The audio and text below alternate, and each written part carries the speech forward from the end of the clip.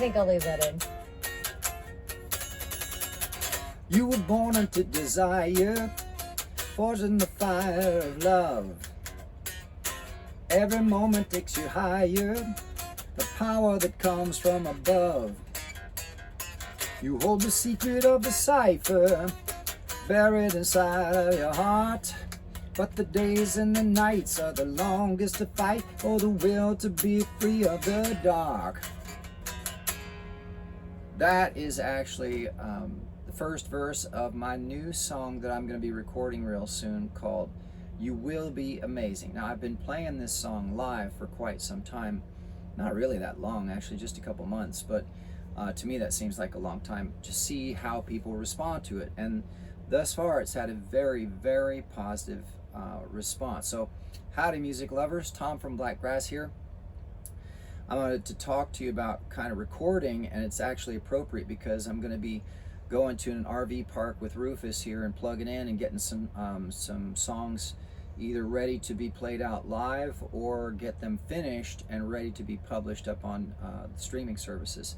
The one that I know for sure that's going to go up next is going to be You Will Be Amazing, the one I just started this video with. But I thought it would be interesting to kind of give you a behind the scenes on how I do that recording.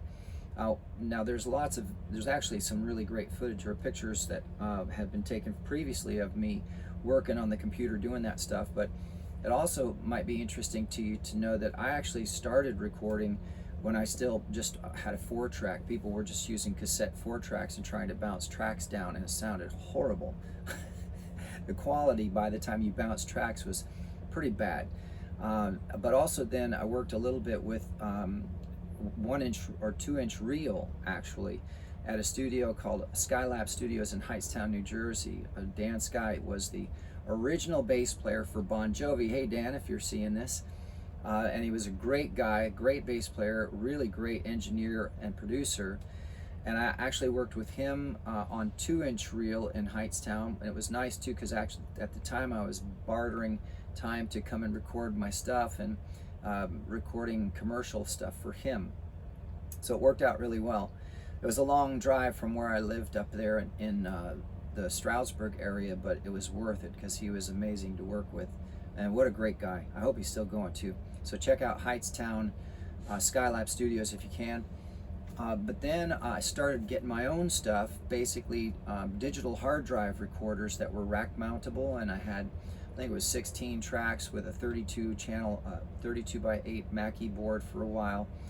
And I was getting better at recording, but it wasn't as good as a lot of studios, and I would still go to JL Studios up in the Wilkes-Barre-Scranton area, and that would be Joe Loftus. He's been there for years, and now he's actually internationally famous for recording a lot of bands from all over the world, and he's amazing talent, and he taught me a lot when I was there. Every time I would work with him, he was working on Pro Tools, and so eventually I ended up getting Pro Tools too. And that was really wonderful, because then what I would do is I would prepare tracks before I would go in to work with him, and then so I'd get the instrumentation ready, and then go in and work with him and finish vocals and lead guitar parts, and then mix it all down and produce it there in his studio, in JL Studios. And he was extremely reasonable. He should be charging 10 times more than what he is. He's so good at what he does. And he's got so much experience. I mean, that's one thing about, working with a good engineer is you're not paying just for the time that you're there. You're paying for their experience at making what you're doing sound really, really good. Not as a producer. I wouldn't suggest that an engineer should cross the line as a producer, but just that a good engineer will help you find the clarity and the crispness and the quality that you're looking for. One thing I do want to comment on too, there was a long time that there was a debate between 2-inch reel and digital, and I actually have a good analogy finally for the difference. Working with the 2-inch reel was kind of like using incandescent bulbs. They were soft and it kind of smoothed out imperfections, whereas digital was more like LEDs. And I'm not a big fan of LEDs, but they are super crisp. It's like, it's a strobe light at 4 million times a second. So everything you see with an LED is extremely crisp. It shows all the flaws and all of the shortcomings of whatever it is that you're you're looking at. So the same thing is true with digital recording. And I think that's what's freaked a lot of people out, is they weren't used to hearing all of the flaws in their voice, or the flaws in their playing, or the flaws in the way the drum hit, or the keyboard sound, or it was just slightly off, because digital caught everything. I mean, even people closing doors in studios, they had to stop making noise in the background. So it's, however, as far as 2-inch reel goes, in terms of creative process, it's a pain in the butt. While it can give you a warmer sound, if you make a mistake, you gotta wait for them to back it up and find the spot where you want to punch in, and then you gotta punch in and hope that you get it right. And sometimes you're splicing tape and it gets messy, and you got pieces that are taped together, and it can be a real pain in the butt, and it takes a lot of time to do that. Remember, when you're in the studio, every second counts. You're paying to be there. So when digital came out and you could do it at home, or like us in a camper at an RV park, or just parked anywhere, because technically I can hook up the computer and plug into a solar battery and just start recording even while I'm boondocking, as long as I have enough charge in the battery to keep the computer going and make sure I can save everything. So that's an extraordinarily freeing idea, because when the inspiration hits you, you can get a studio quality recording anywhere in the world, especially with the software that's available there to clean things up. And I don't mean just pitch change, while that is helpful sometimes. I mean to take out the in between notes noise that you didn't want, the buzz that shouldn't be there in between those bass notes, or the background noise from trucks in a truck stop going by while you're trying to get a vocal take, and you take a breath and a truck goes by, and you just go in and you take out that truck sound, but you keep the vocal take. So there's a lot of benefits to the digital side, as well as some cons.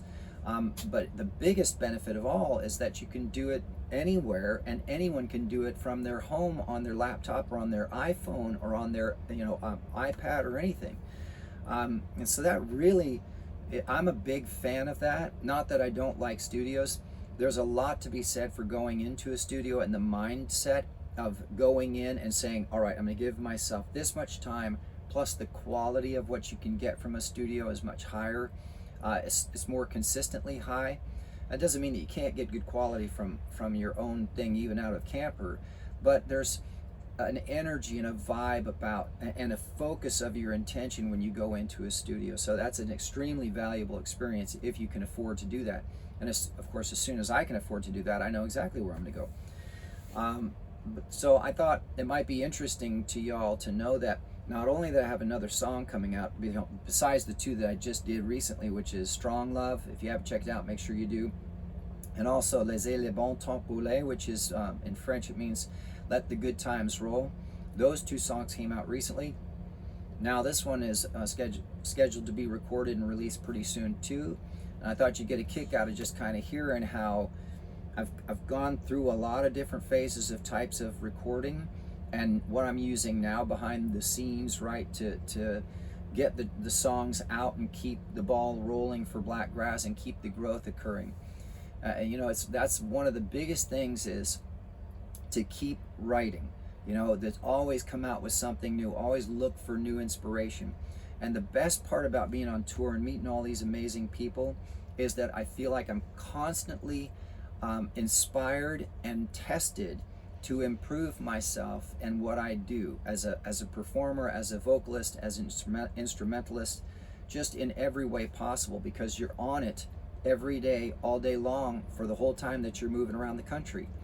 So that, I'm extremely grateful for that. I just can't tell you how much I appreciate everybody who watches these videos, supports us, comes out to shows, is commenting, liking stuff and subscribing and listening to songs, putting songs on playlists. It's incredible to watch it happen. And so that inspires me to keep writing and wanting to put out new songs for y'all to enjoy. So I hope that was interesting to you. I certainly enjoyed sharing it. It's fun to think about all the different ways that I've done recording and been involved in music production. I used to run live sound too for big shows too, and small shows. I had my own sound and light system and everything, but that could be another video some other time. But hopefully in the meantime you found this interesting, and if you did, please subscribe to the channel or give a thumbs up for a like, and hopefully I'll see all of y'all at a show again real soon. Or if I haven't seen you yet, then I'll get to meet you firsthand and shake your hand. So take care, everybody. Enjoy.